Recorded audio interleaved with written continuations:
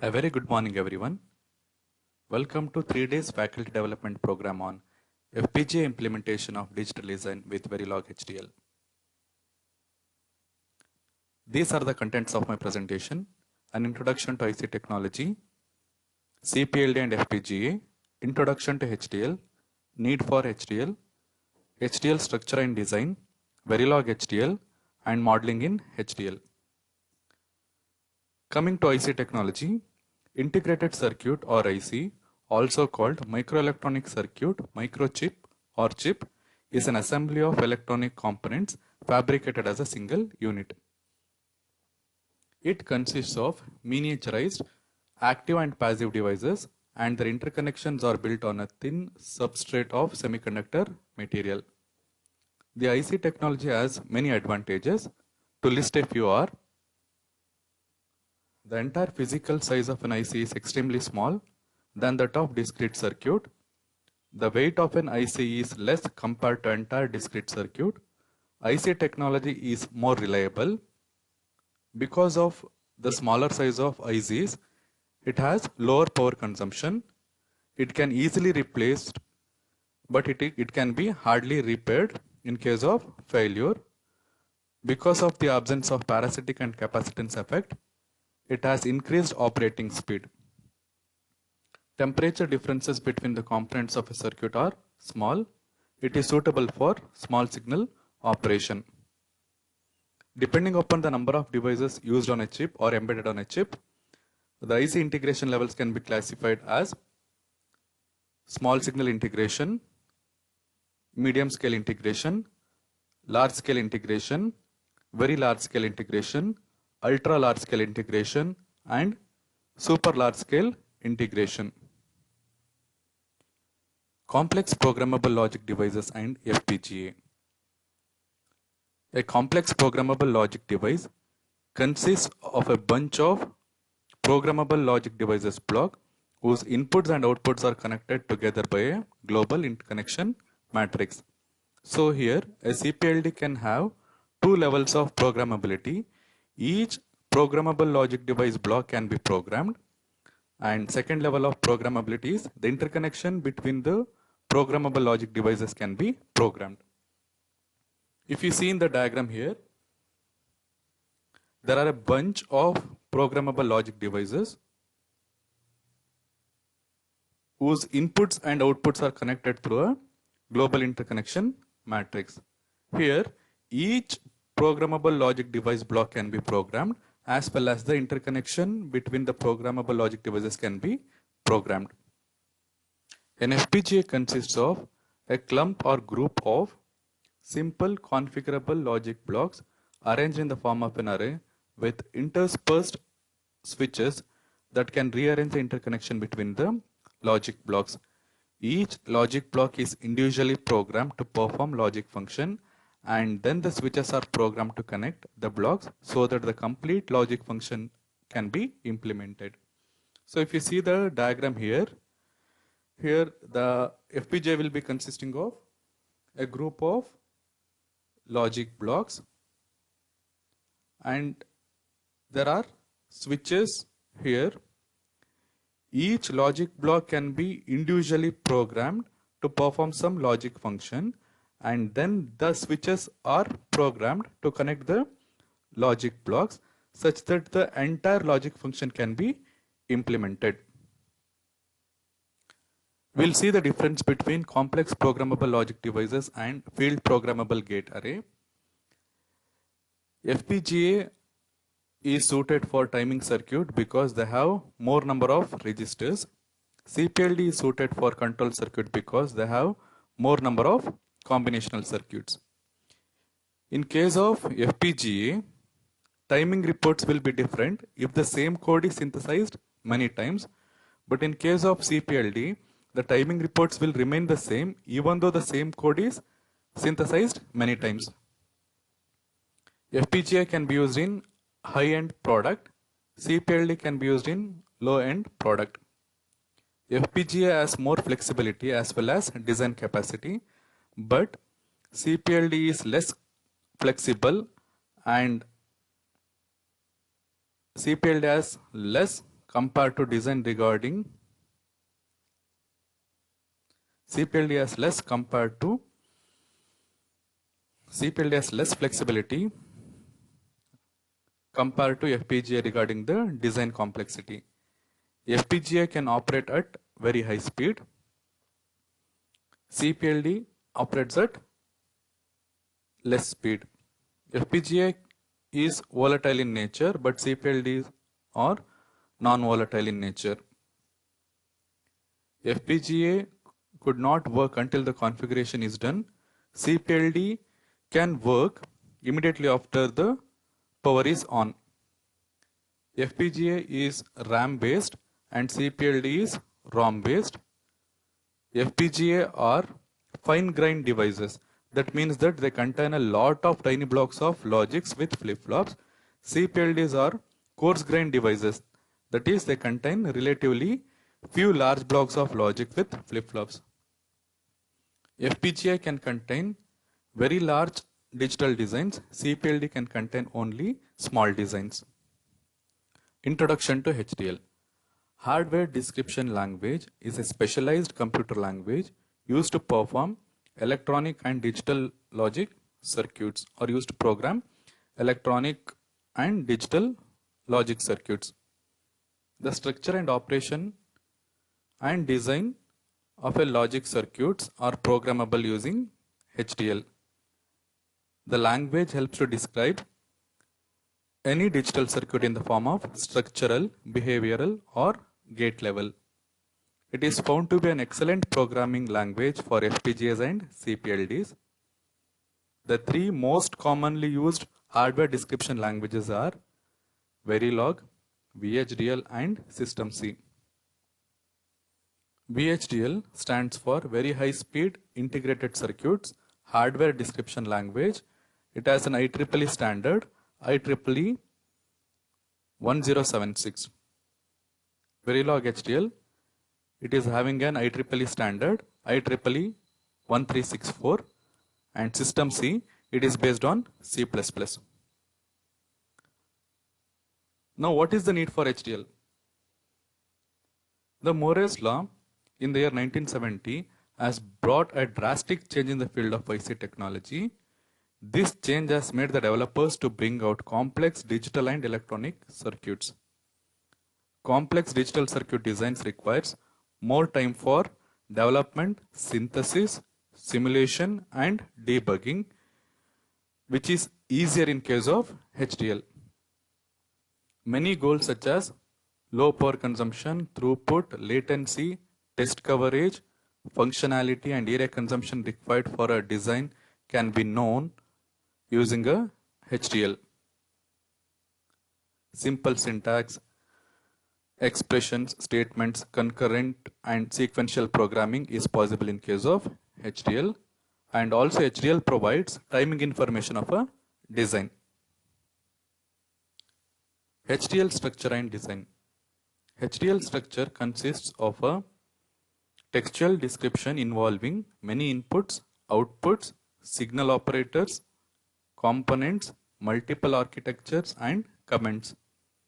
In case of HDL, concurrent and sequential way of programming is possible. Each and every HDL uses a different structure and design method. When it comes to hardware description language, there is always an ambiguity in choosing Verilog HDL or VHDL. Now we'll see the difference between Verilog HDL and VHDL. In case of VHDL, compilation should not be an issue, but in case of Verilog, we should take care of compilation order. In case of VHDL, user-defined data types are allowed. User-defined data types are not allowed in case of Verilog. VHDL may be preferred because of its allowed multitude of language or user-defined data types. Verilog may be preferred because of its simplicity. VHDL is harder to learn. It's just like ADA programming. Verilog is easier to learn. It's just like C programming. In case of VHDL, procedures and functions may be placed in packages. In case of Verilog, there is no concept of package.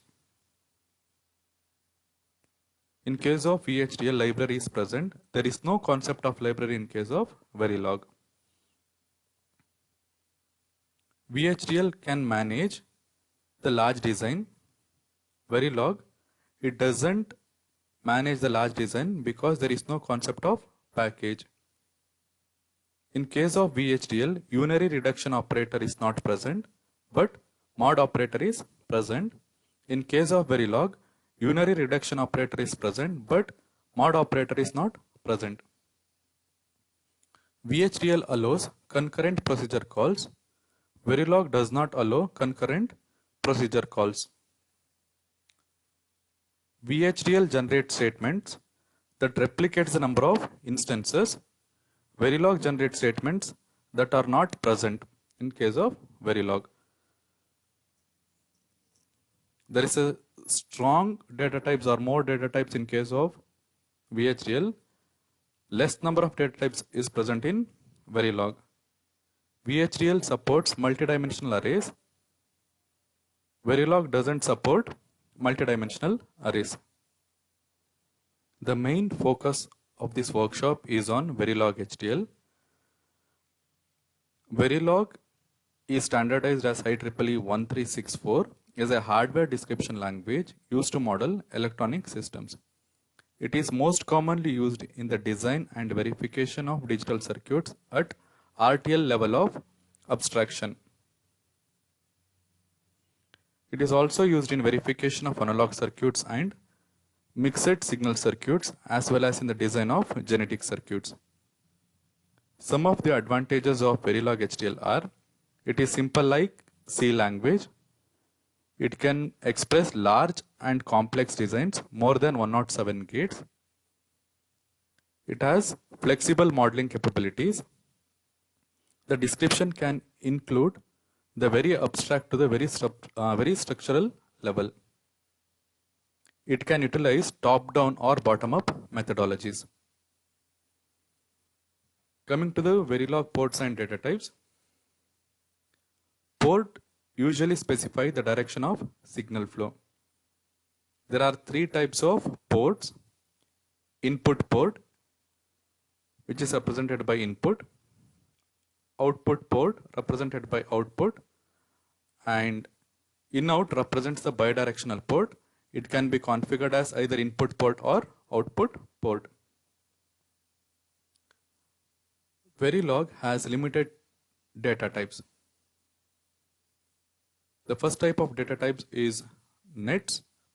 Net can take any value 0, 1, unknown X and high impedance Z.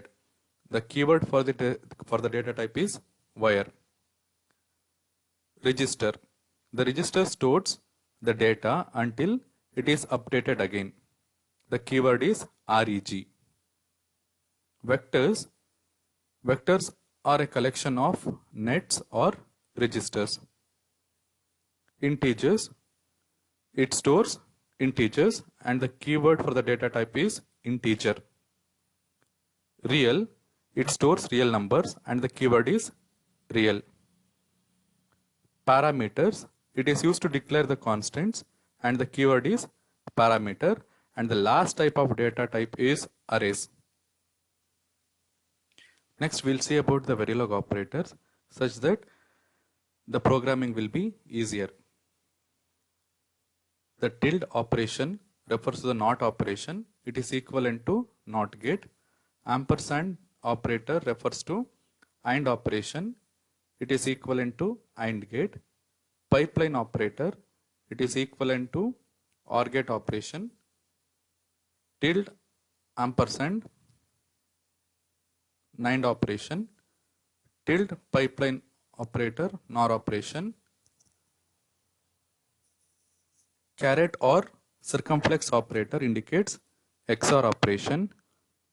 Tilde, caret or circumflex operator refers to XNOR operation.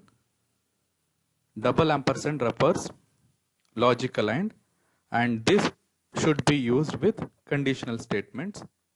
Double pipeline operator indicates logical OR operation and this must be used with conditional statements.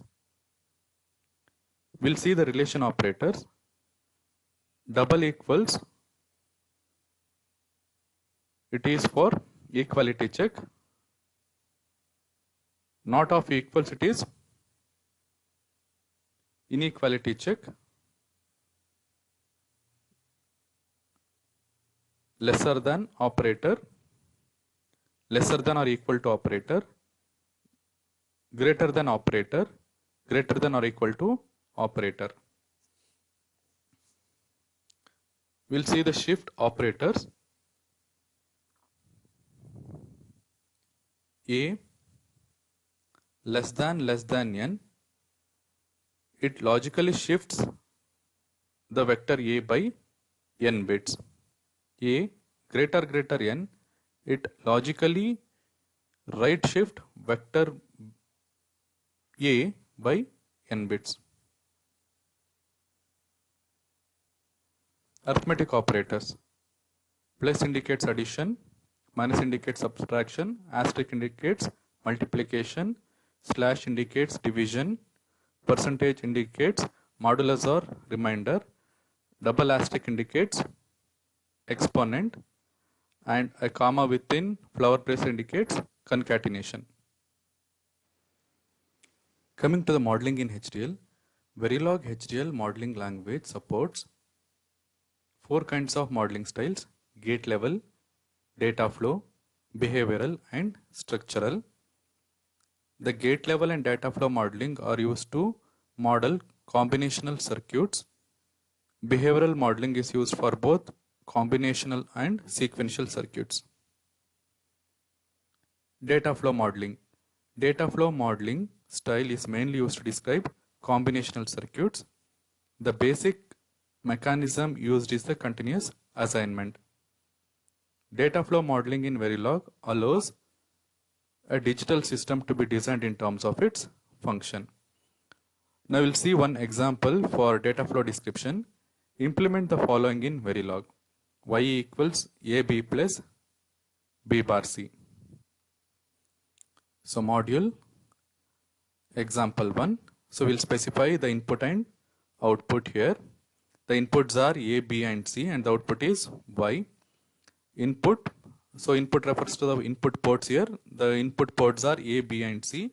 Output refers to the output port. The output is Y as per the expression.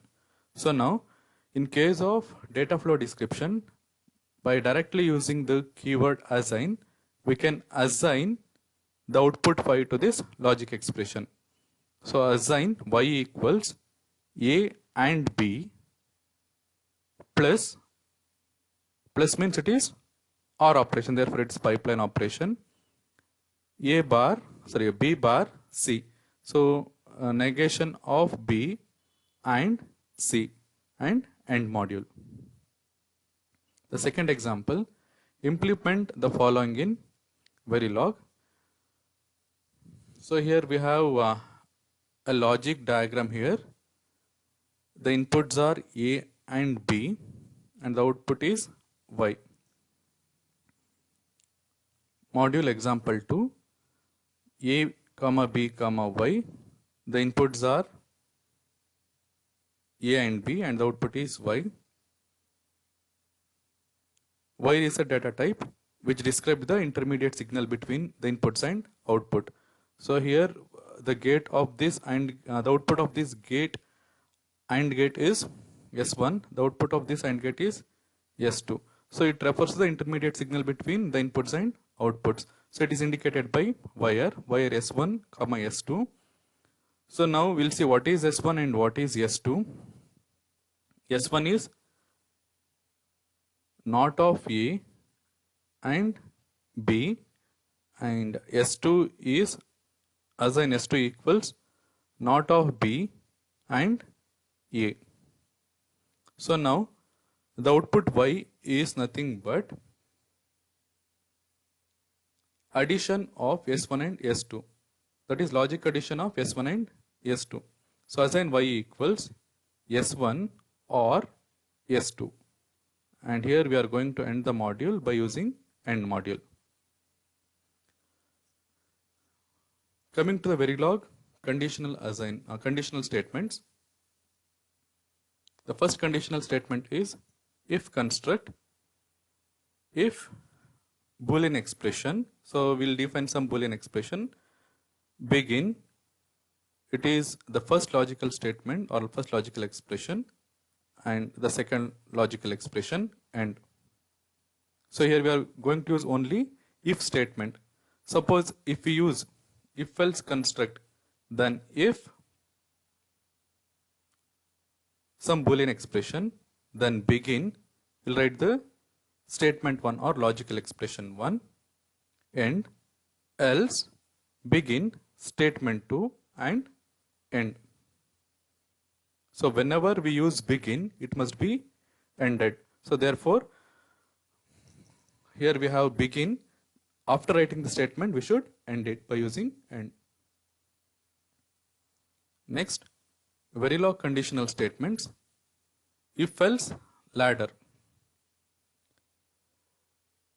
If Boolean expression statement 1, else if Boolean statement 2, else if Boolean expression statement 3, else statement 4. So here if Boolean expression 1, we'll write the statement 1, else if Boolean statement, we'll write the statement true, else if some Boolean expression or Boolean statement, we'll write the statement 3, else we'll write the statement 4. We'll see the case construct. Case, some control variable, case label, we'll write the statement 1. Say if input equals 1, we'll write the statement 2. If input equals some other value, we'll write the statement 2, or by default, we'll write the statement 3. So here we have used case conditional statement, therefore we must end it by using end case. Next is behavioral modeling. Behavioral modeling is the highest level of abstraction in case of Verilog HDL. Behavioral model describes the behavior of the system on how does it behave when a particular input is given. For example, input 1 is given, what will be the output of the circuit? If input 2 is given, what will be the output of circuit? If a combination of inputs are varied, then what will be the output? So this gives the behavioral modeling. So we'll consider an example of 2:1 multiplexer. So in case of 2:1 multiplexer, there are 2 inputs and 1 output and 1 select line. The 2 inputs are represented as I0 and I1, and the output is represented as Y, and S is the select line. So now if select line value S equals 0, then the output Y equals I0. If the select line equals 1, then the output Y equals I1. So this is how the circuit behaves with respect to the inputs. Depending upon the select line, the output will vary. So module mux 2 to 1 will specify the inputs and outputs I0, I1, S, Y. The inputs are I0, I1 and the select line S, and the output is Y, R, E, G, Y. So here REG refers to the data type register. It holds the value till the inputs are changed again. Now always at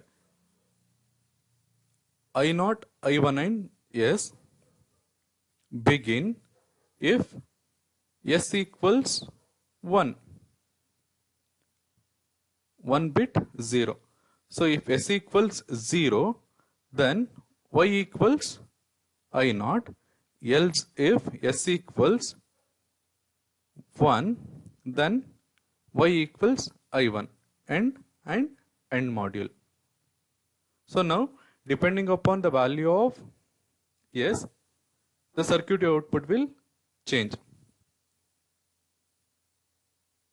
The next example for behavioral description, it is an example of XOR gate. The output Y equals 0 when both the inputs are same. If both the inputs are different, then the output y equals 1.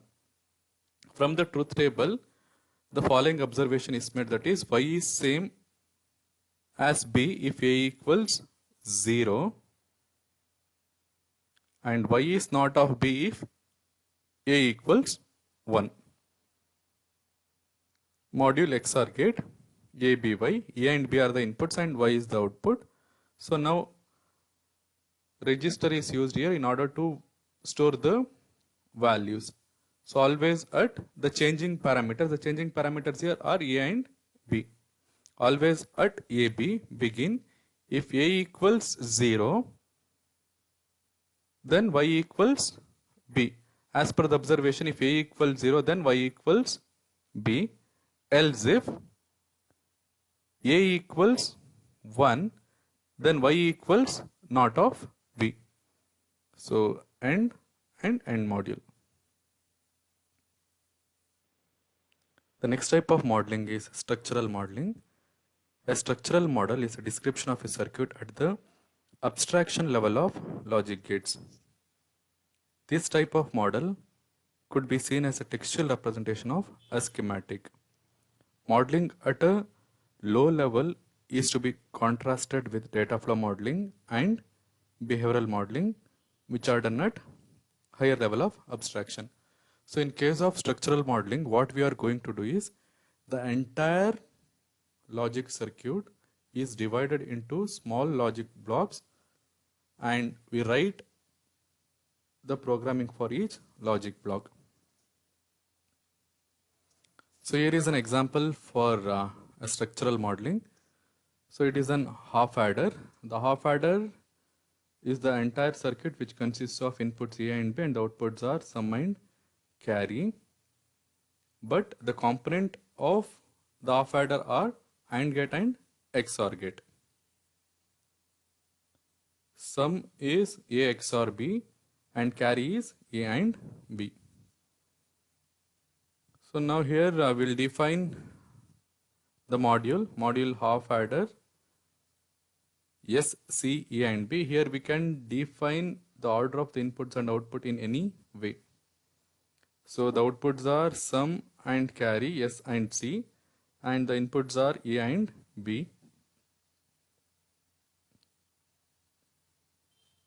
XOR of S, A, B, where the output is written first and the inputs are written later. Similarly, carry is A and B. So and CAB, where C is the output followed by the inputs A and B, end module. Here the entire half adder module is represented in terms of components XOR and AND gate. So similarly, any logic circuit can be written in terms of component block diagram and for each component we can write the program. Now coming to the simulation, HDL simulation involves the need of a test bench. A test bench is an environment used to check the correctness of a design by giving the inputs. The test bench involves inputs, outputs and the procedure to be done. The HDL simulator will execute the test bench, thereby the designer can verify the function of a circuit on the waveform analyzer provided by the HDL simulator. So now here A and B are the inputs and C is the output. So A is 0, B is 0 and the output C is 0. A is 0, B is 1 and C is 1. A is 1, B is 0 and C is 1. A is 1, B is 1 and the output C is 1. So this is the test bench waveform for a OR gate. So you'll have more videos on programming in HDL. So you are going to learn about combination logic circuits, sequential logic circuits, as well as the hardware experiments. Thank you. Happy learning.